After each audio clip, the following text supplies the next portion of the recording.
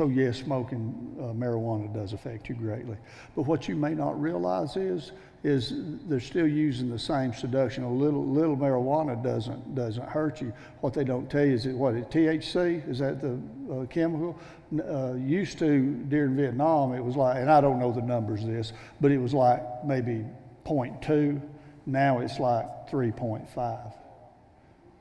It ain't going to hurt you. It's going to destroy you, because they have increased, you see. And that's what the devil does. He'll seduce you. Now, let me say this about Jezebel.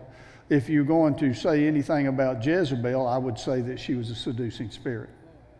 Now, there was more to Jezebel, so you could say, well, she's a seducing spirit and this or that, as the Lord reveals to you. But Jezebel was just another person that was operating under the devil and no power. Okay? What they need to understand is when you see these guys standing up and talk about the Jezebel spirit, it is a group of ministers that is afraid to speak the truth to the church. What they ought to be saying is, people, you're sitting in this room and you're letting seducing spirits take you away from the doctrines of Jesus Christ. You're not casting out devils. You're not laying hands on the sick. And you are operating under the spirit of Jezebel. And I would accept that. But they won't do that.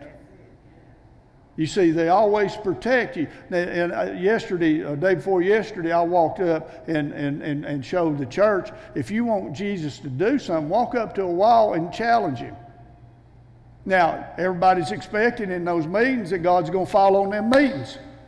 But you want me to tell you a little secret? I didn't get to say this, okay? They didn't know, the door wasn't open for me to say it.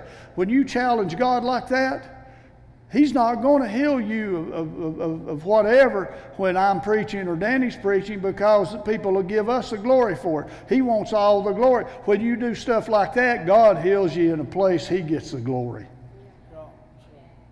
But you see, you got to be bold in this stuff. And these men and women today, they're too afraid of losing the money. You know, I'm going to bless Danny and Nina for coming down here. I don't care if nobody shows up. And I'm going to tell you this, I'm preaching right now. I could care less if there was one person in this room. I would, and my people know that. They're sitting here and they're nodding their heads. I'm going to preach it.